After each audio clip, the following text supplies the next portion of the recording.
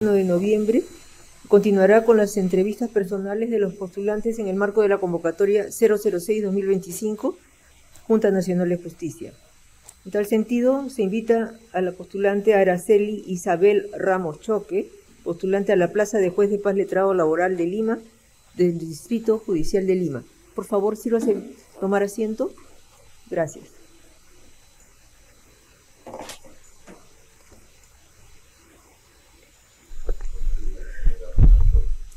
Buenos días, señor presidente. Buenos días, señores miembros de la Junta Nacional de Justicia.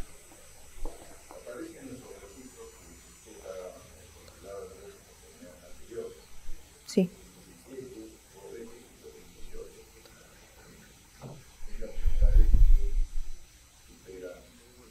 Las fases anteriores y llega a la etapa de la entrevista.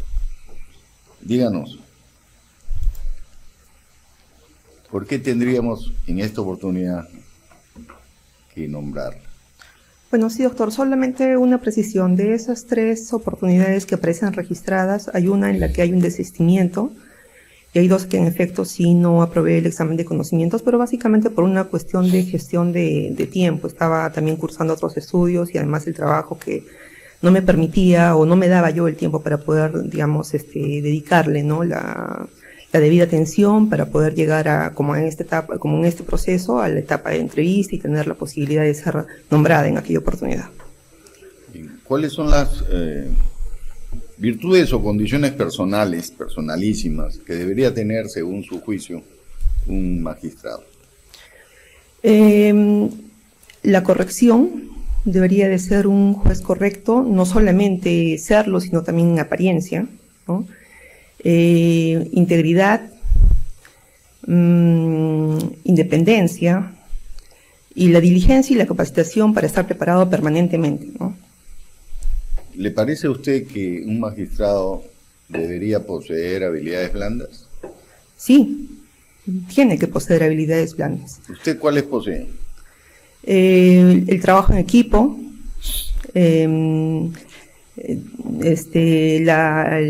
manejo de las situaciones complicadas. Durante mi tiempo que he estado laborando en el Poder Judicial, que son ya casi 13 años, he estado frente a situaciones un poco complicadas, digamos, tanto en secretarías como el año pasado asumí desde el 2023 un juzgado con una sobrecarga procesal y además con, bueno, algunos temas internos dentro del juzgado, y he tenido que manejar inclusive conflictos, ¿no? El manejo de conflictos y también el tema de, a veces no, el manejo del estrés que puede haber propiamente a la labor, ¿no?, sin que esto afecte la vida personal, ¿no? Bien, pero ¿qué habilidades blandas conoce? El trabajo en equipo, la gestión del personal, ¿no?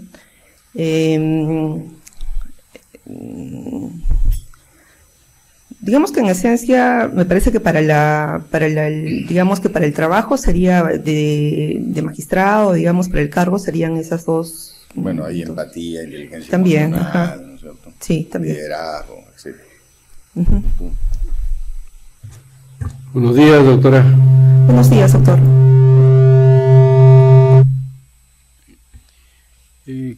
¿Qué opinión tiene de los códigos de ética? ¿Cuáles conoce? ¿Qué podría decirnos sobre la Sí, importancia doctor. que tienen? Sí, doctor, creo que no.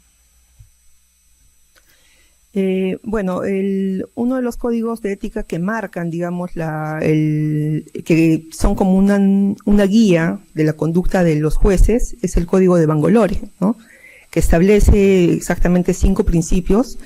Y además también ahora, basado, digamos, en este código, se ha aprobado el Código de Ética del Poder Judicial, además del Código de Ética del Funcionario Público, ¿no?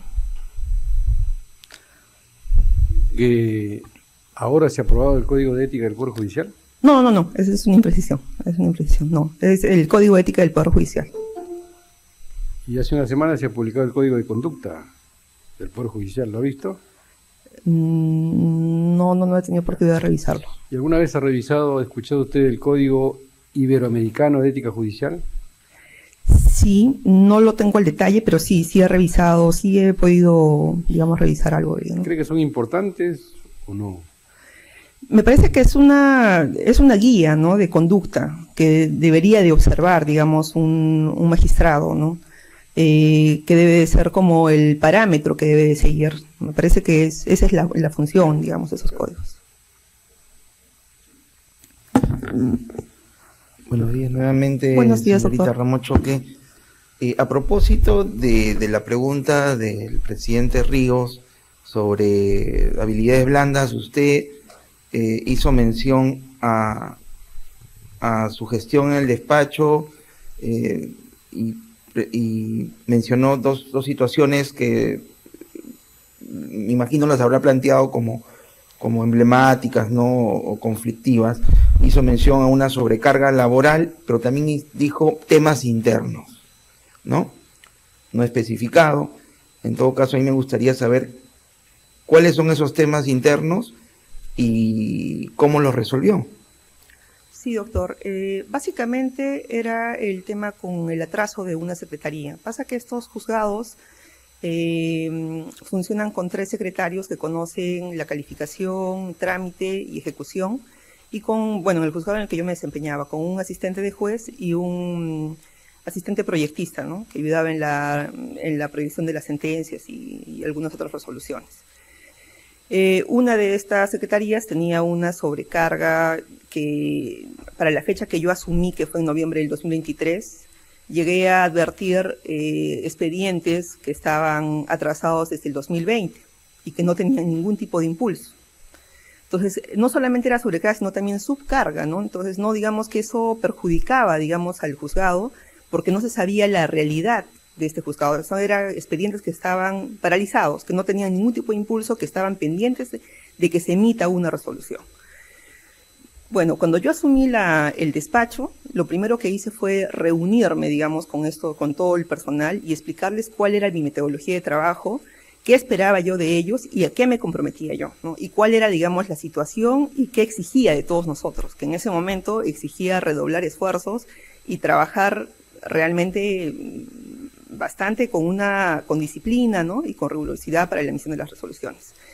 Sin embargo, había justamente esta secretaría, intenté en reiteradas oportunidades, ¿no?, de que por el diálogo se llevara a cabo, pero luego no se pudo y tuve que hacer planes de trabajo a la secretaria que estaba a cargo, ¿no?, para, digamos, bajar o poder dar pronunciamiento a estos 70 expedientes que estaban paralizados desde el 2020. Al finalizar de la gestión, o en octubre del año pasado, claro, porque yo asumí en noviembre del 2023, en octubre del 2024, se ha podido, digamos, cambiar y revertir la situación de este juzgado. Era el juzgado que tenía la mayor carga, y ha sido el juzgado, yo he dejado el juzgado como uno de los juzgados que tenía la más alta productividad y con una carga procesal baja, digamos, ¿no?, ordenando esta secretaría. Mi labor, o digamos la forma como he tenido yo que manejar esa situación, ha sido también poniendo un poco el ejemplo, ¿no? Yo yo les decía desde que asumí, yo asumía los expedientes mucho más complicados, digamos, de todo el juzgado, pero también veían, creo yo, una correcta conducción en el juzgado, ¿no? En el tema de horarios y en el tema del trabajo que hacía, ¿no? Facilitaba, digamos, el trabajo en conjunto con las secretarias porque les proporcionaba los medios para que puedan realizar el trabajo, ¿no? Inclusive les explicaba cuál era el criterio y cuáles eran las directrices que había que hacer para proyectar las resoluciones, ¿no? Conforme, gracias por su respuesta. Ha hecho mención a expedientes con retraso del 2020, cuando usted asumió el juzgado, ¿no? Me está hablando de un juzgado, Sí. ¿no? El 2023, ¿no? Y ha enfocado su respuesta, debo entenderlo, desde el punto de vista del trabajo en equipo, del liderazgo, pero en estos retrasos de 70 expedientes no encontró ninguna cuestión irregular, pasible de ser denunciada como dentro del marco de de una queja? Sí, doctor. ¿Qué hizo en ese caso? Sí, dada la cantidad de expedientes, puse en conocimiento del órgano de control. Básicamente porque ya entiendo que por el tiempo que había transcurrido ya meritaba un tema de pronunciamiento para ver si había responsabilidad o no en el servidor judicial, ¿no? ¿Y le hizo seguimiento a esa queja, a esa denuncia? ¿En qué concluyó? Bueno, sé que ahora han emitido pronunciamiento indicando que se le ha sancionado, me parece, se le ha impuesto una multa, me parece algo así, ¿no? Debo entender entonces por su respuesta que esa gestión que se hizo está acorde a sus principios y valores que tiene como persona y también más aún como persona vinculada al Poder Judicial. Doctor, siempre digamos que la forma en la que me he conducido ha sido con responsabilidad, pero también con rectitud, ¿no? Entonces, yo hice lo que tenía que hacer en ese momento, que era poner en conocimiento del órgano de control. Ya, y ahí no hubo responsabilidad del magistrado que estaba a cargo del despacho con anterioridad a que usted se haga cargo. Bueno, eso no lo sé porque, digamos, entiendo que esa determinación lo tendría que ver el órgano de control. Entiendo de que con lo que yo puse en conocimiento son ellos los que deberían determinar si en efecto tendría responsabilidad el magistrado y también la secretaria, ¿no? Y si hubiese ocurrido una situación puntual y concreta que usted conoce de un accionar irregular, de un magistrado, no sé, titular de un juzgado que está en su jurisdicción, ¿usted lo denunciaría? Pondría en conocimiento del órgano de control. Eso es lo que quería. Poner en conocimiento el órgano de control. Uh-huh. ¿Y si fuese un ilícito penal? Bueno, pero entiendo que ellos derivan, ¿no? Yo no, digamos que yo no tengo un interés directo. No, pero digamos, si fuese un ilícito penal. Por ejemplo, doctor. No sé, un abuso de autoridad, un delito de la administración de justicia, o contra la administración de justicia, o cualquier otro tipo de delito. Bueno, O sea, ¿usted no acudiría al Ministerio Público a denunciar a un colega? yo creo que no debemos hacer, justo leí en uno de estos días este espíritu de cuerpo del que hablan, ¿no? El cuerpo de que todos hay como una situación en la que se cubre. Yo creo que eso, creo que más allá de transparentar, ¿no?, las situaciones, lo que hace es quitarle credibilidad a lo que, no solamente, digamos, a la administración de justicia, sino también a los que estamos detrás de ello, ¿no?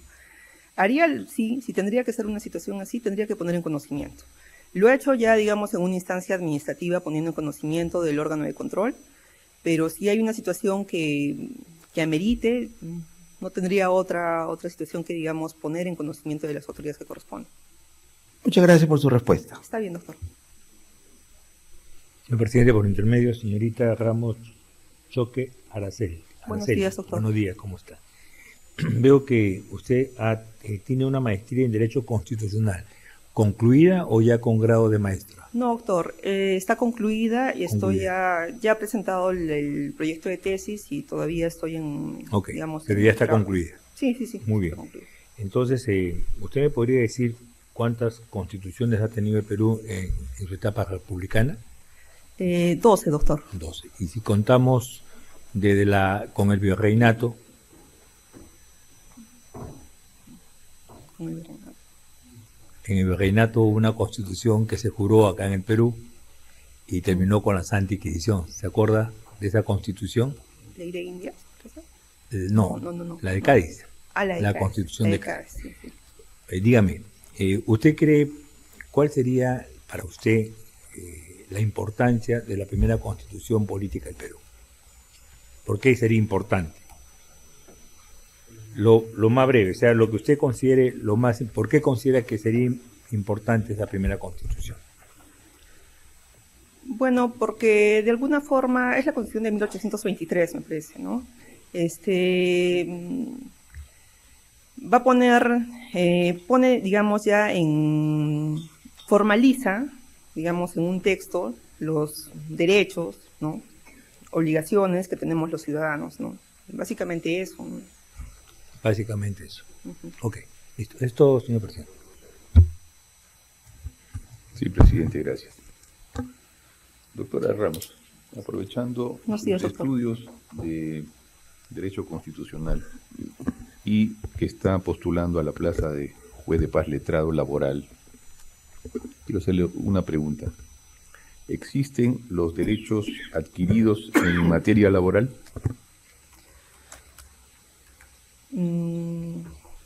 Bueno, hay algunos derechos que forman parte ya del patrimonio, digamos, del trabajador, ¿no?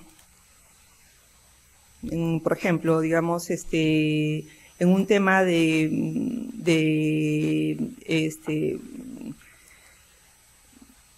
acuerdos convencionales o de derechos colectivos o derechos que vienen de una convención, de un acuerdo convencional, estos, digamos, forman parte del patrimonio del trabajador, ¿no? Se incorporan al contrato de trabajo. Sí, Pero le planteo la pregunta de otra manera. sí. En este momento nuestra legislación establece que una persona tiene derecho a un poco más de un sueldo por compensación de tiempo de servicios al año, ¿no es cierto? ¿Qué sucedería si por una norma posterior se modifica el 650, que es la norma que crea esto, y se establece que la compensación pasa a ser de medio sueldo? Bueno, ¿Es un derecho adquirido por los trabajadores con la ley antigua percibir un sueldo o la nueva norma se aplica a todos sin que importe la fecha de su ingreso? Bueno, doctor, acá creo que tendríamos que primero ver de que el derecho laboral tiene un principio importante que es el principio de progresividad de derechos, ¿no? Se entiende que los derechos siempre van hacia más, ¿no? Los derechos del trabajador. Me parece que acá es un tema ya de remuneraciones, ¿no? Distinto sería, por ejemplo, el caso que también estaba un poco revisando, de que entre en conflicto con un tema de productividad en sí del país, que impacta inclusive con el tema de informalidad, que es el tema de los feriados públicos, que inclusive hay proyectos, ¿no?, que tienden a disponer de que estos sean reducidos de 16 a 12 por el tema de la baja productividad que tiene, digamos, el país, ¿no? Y Ya, que, tomemos ajá. el ejemplo que usted está planteando para no usar el mío. Si una norma posterior establece que ya no van a ser 16 feriados, sino 12, como eran antes, ahí podría decirme un trabajador, yo tengo derecho a los 16 porque durante mi contrato de trabajo se dictaron estas normas y ya es un derecho adquirido. No, doctor, entra acá en conflicto el tema, como le digo, del tema de productividad. Digamos, hay un peso, definitivamente el legislador, cuando entiendo ha emitido esta normativa, ha tenido, entiendo que ha sido un tema de ver el descanso del trabajador, pero también ha dejado de lado, ha soslayado el tema de la productividad y de la incidencia que tiene en la formalidad, porque es un sobrecosto laboral, ¿no? Ok, doctora, gracias. Listo, gracias. Doctora, buenos días. Buenos días, doctor. Bueno, entiendo que usted va para una plaza para juez laboral. En su labor jurisdiccional, atendiendo al principio tuitivo del derecho laboral y a otro principio rector plasmado en la Constitución de juez imparcial, ¿cómo comulgan estos dos principios sin que se afecte la igualdad que las partes deben tener ante el juzgador? Bien, doctor, en el derecho laboral partimos de la premisa que estamos en una desigualdad entre las partes, entre el empleador y el trabajador. Precisamente la nueva ley procesal de trabajo establece un principio que es el principio de el juez director del proceso, ¿no?, que le permite, digamos, intervenir para romper esa desigualdad, pero sin que ello afecte el derecho de defensa de la otra parte, ¿no? En este sentido va el tema, por ejemplo, el principio de favorecimiento del proceso, del fondo sobre la forma. El proceso laboral es finalista, no formalista, ¿no? Entonces, hay que equiparar. El juez como director del proceso tiene que equiparar, pero sin caer en el extremo de vulnerar el derecho de defensa de la contraparte. Gracias, presidente. Es todo. Eso es todo, señora. Gracias. Listo, gracias. Buen día.